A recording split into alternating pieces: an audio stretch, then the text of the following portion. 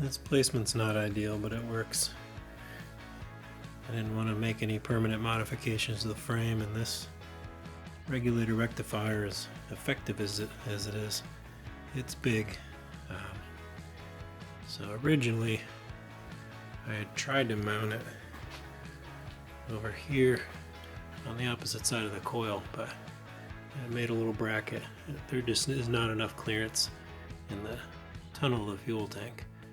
So in an effort to keep it out of sight and keep everything looking as stock as possible, it just gets mounted back here with a couple of zip ties, and it's held up for several years now with this setup. So I'm gonna kind of leave well enough alone and move on to the next project.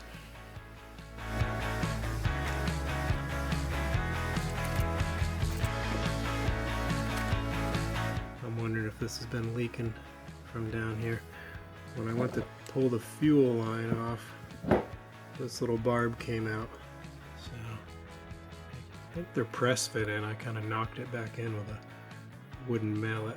So I'll have to keep an eye on that to see if it starts leaking. If it does, we'll have to figure something else out. But it looks like it may have been kind of weeping gas. Whoa. Because I don't think this is just dirt. I think it's a mixture of dirt and gas. Yeah, it's kind of gummy feeling.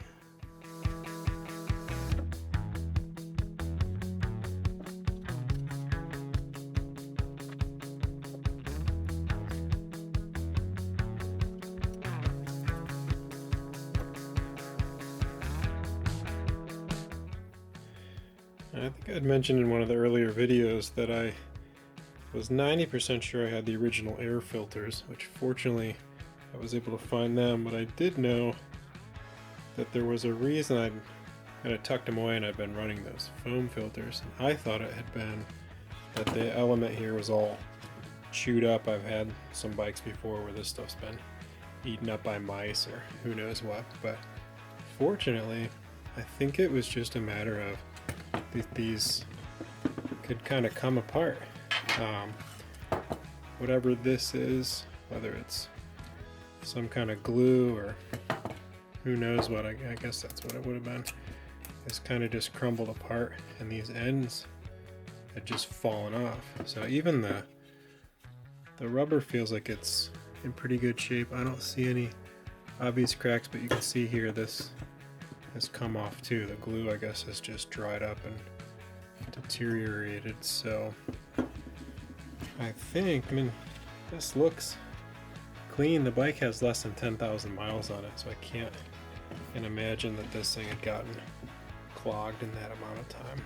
So the plan is I'm going to kind of rough fit these on the bike to make sure I've got everything oriented correctly, and I'm just going to use some silicone adhesive and glue this thing back together, and we'll be back to running the stock air filters, because unlike the Super Hawk where you can pretty easily get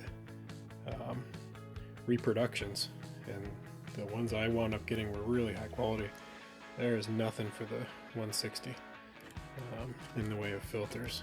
I think the best bet, I'm going to use this black silicone adhesive to kind of glue this thing back together, and I made sure I had the correct orientation of the ends here. I don't want to glue to this because this garbage is just flaking off. So, but I also don't want to destroy the structure of this. So I'm gonna, I think, take off whatever is not connected. See, even this one's kind of got the mesh screen in there. So this stuff seems like it's pretty well intact, but some of this stuff is really loose. And then that gets glued onto here. And then, I don't know if you can see there, so basically the only edge that really matters is around here. And there's a lot of surface on this side. So I just need to make sure I have a good seal along this. And I think I should probably, it doesn't really seem too loose. I don't even think I'm gonna worry about dremeling that off. And then this side actually seems pretty intact there. That one just sits in there, so I think if I get enough of this silicone, just kind of run around the outside edge here, that should all kind of smush together there, and I can put a clamp on it and let it set up overnight. Yeah. I'm gonna go and offer this up to the bike one more time, make sure I've got it correct. I'm gonna make a little mark on the back side here, because the last thing I need is to glue this thing backwards, find that out tomorrow, and have to pry this sucker off and wind up breaking it. So give me 1 second here. I'll grab some clamps too while I'm at it. Well, it's a good thing I went in there and double checked, because the way I was holding it, this side was clocked the wrong way. So this one's kind of obvious. It's got a little scoop here for this tube, but I had this side flipped around, so that would have been rather frustrating tomorrow when I went to put this back on the bike. So I think the best thing to do is going to be to put the silicone on the metal here, and I've made myself little marks, so I hopefully don't mess that up again.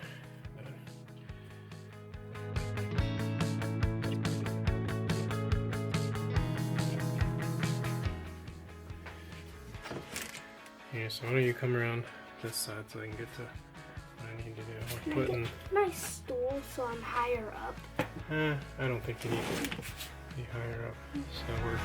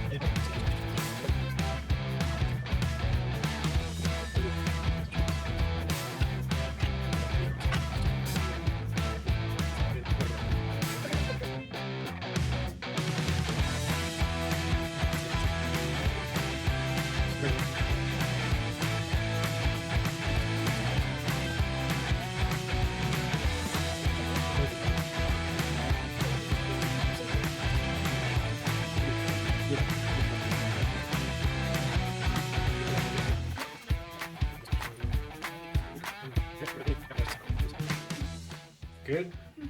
Because tomorrow I won't have to wait, because we can just do it right away because I won't have school. Oh yeah, that's true.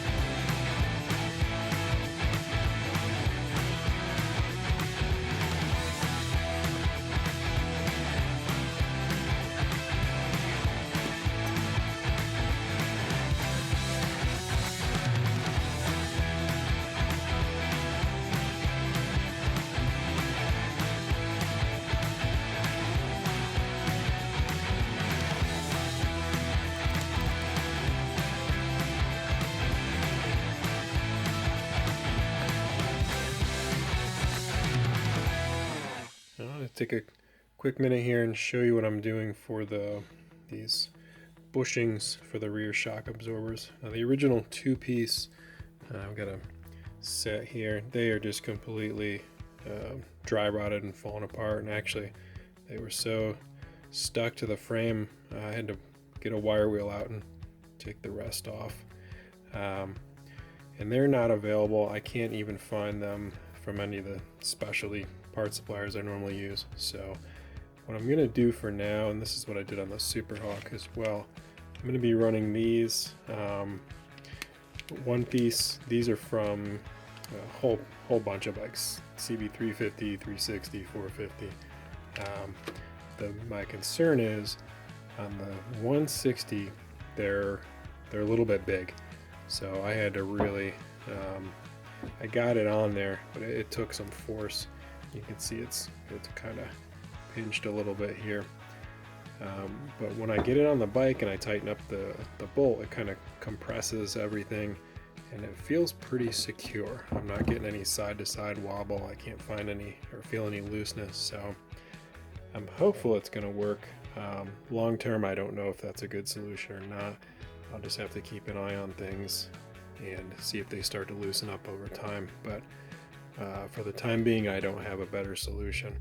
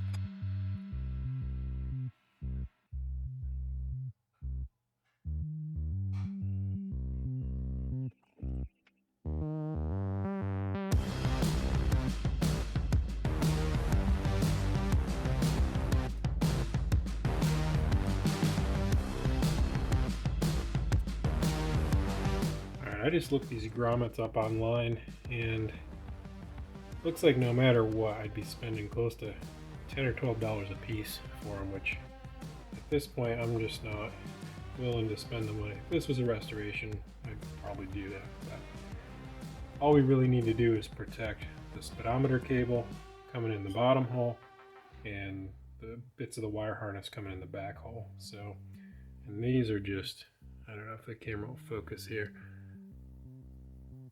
They're just completely falling apart. This one's already nearly in two pieces. So what I'm going to do is take some of this rubber edging. This is the same stuff I used for to replace this packing on the Super Hawk. And I made a little test piece here. I basically just snipped a bunch of slots in it so that it would bend and it fit in there perfectly. So to make it look a little nicer, I'm going to take a little bit of this width off and then basically do the same thing. And I think that's going to solve our problem. So let's see how this turns out. I'm sure they make this edging closer to this size, and it'd be nice if this gap was a little bit tighter here. It's might fit a little bit loose, but again, I'm not worried about this being perfect. So I don't even think I'm gonna have to make these little curving cuts. See if I can fit this in here. There you go. That's actually fits in there pretty snug. Should do the job, and it didn't cost me anything because I already had a ton of this stuff. I'll put a link in the description to this exact size. I got this from McMaster Car, and I've used it on a ton of different things. I used to have a couple different sizes. This is all I have left, but it's gonna get us on to the next part of the project. So I'm going to do one for this hole real quick, and then we'll get this installed.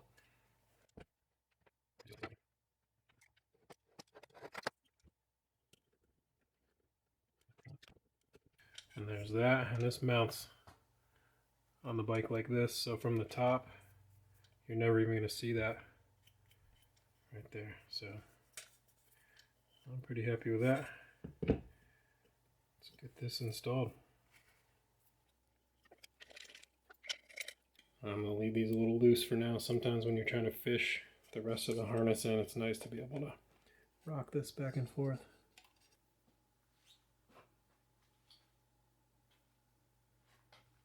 The front fender was another victim of the previous owner's spray paint attempts.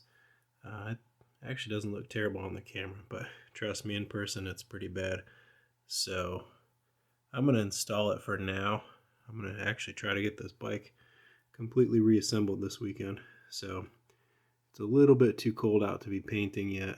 So I'm going to install it, and then maybe in a month or so when the weather warms up, we'll pull it back out, strip it back to bare metal and paint it. But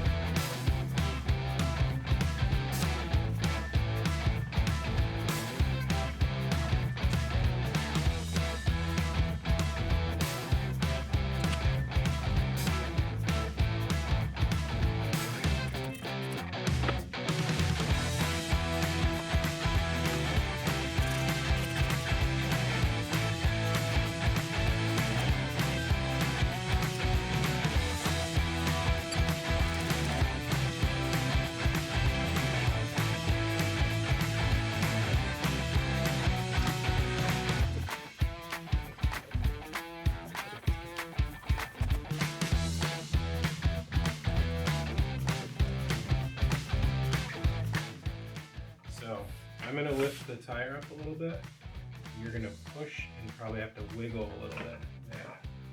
There we go. There, let me see.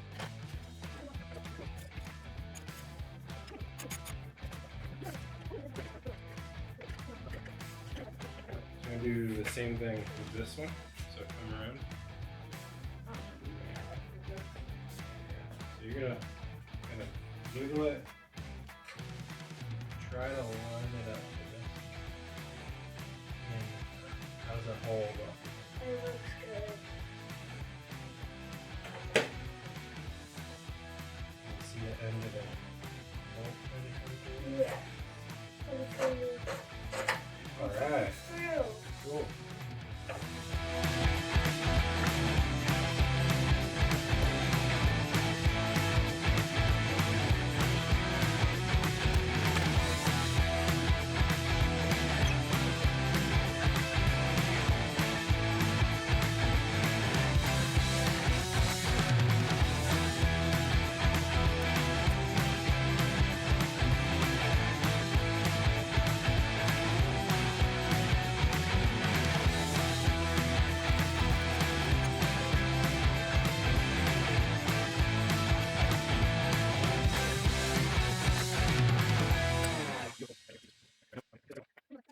Looks